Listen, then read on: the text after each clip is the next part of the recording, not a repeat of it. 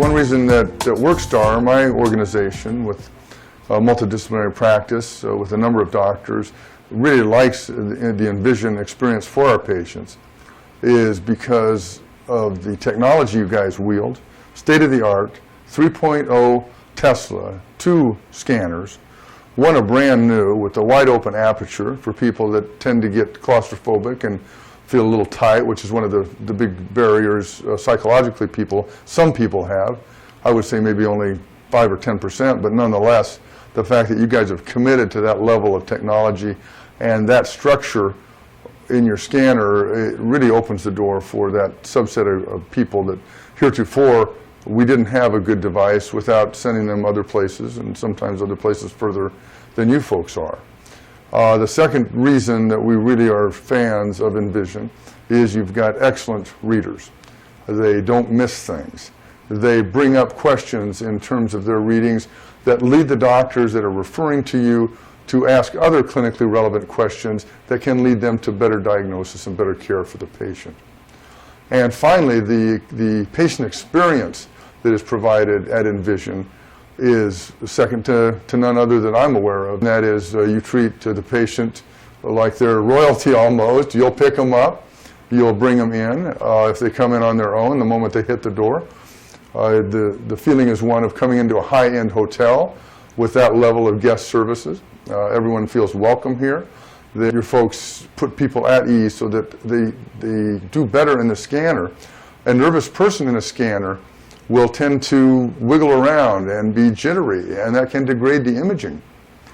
But by putting them at ease and relaxing them, in addition to the goggles with the movies and all the other things that you provide to help a person through the experience, creates a better, more accurate scan, which helps doctors help the patient more.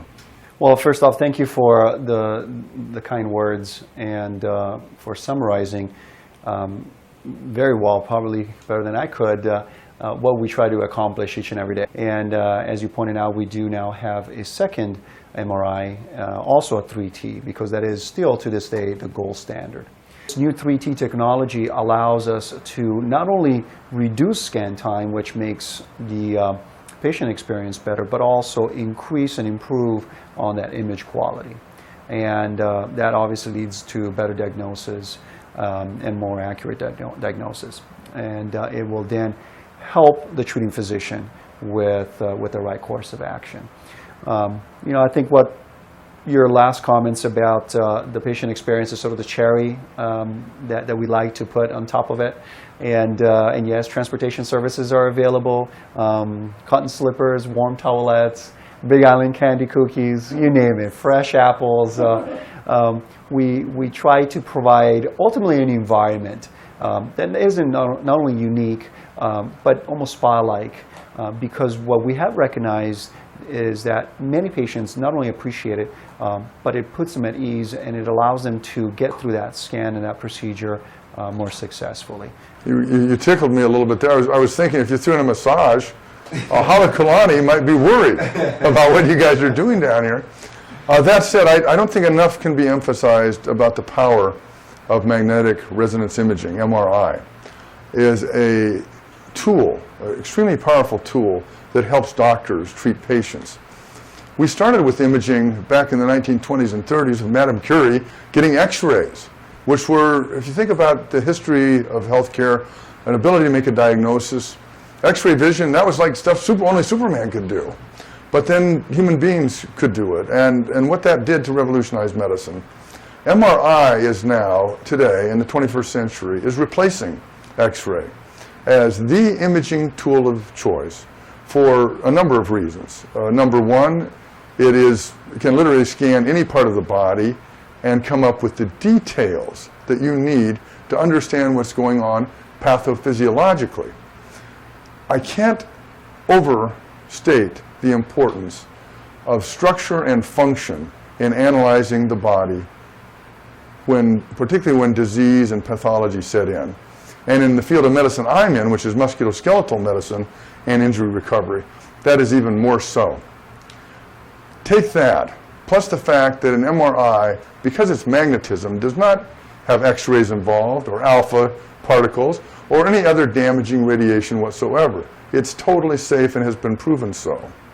And then you add to that, on top, the fact that not only are we getting still images and snapshots of structure, but I think we're on the advent and the precipice, and I've been talking about this with you folks now for some time, of having MRI utilize its spectroscopy power to give a dynamic, functional, physiologically real-time report on what's going on inside of the tissues and the structures that we're scanning. Nothing has ever come close to that in our ability to image and diagnose heretofore. And that's the area I'm most excited on. I know it's on a frontier right now, but that is the future, as you know, that I think we're going to eventually get to.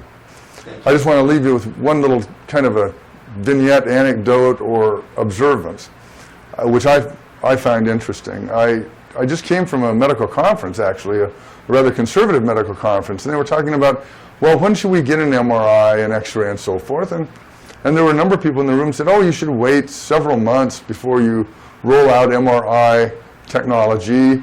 Really keep it in the back room because allegedly because it's so expensive. But if you look at the cost of disease and illness, if it's not diagnosed, I think that was debatable. Plus, if you follow professional sports, NFL, NBA, one of their star players or any player gets hurt, in the first quarter, sometimes they'll have an MRI done on that player before the end of the game.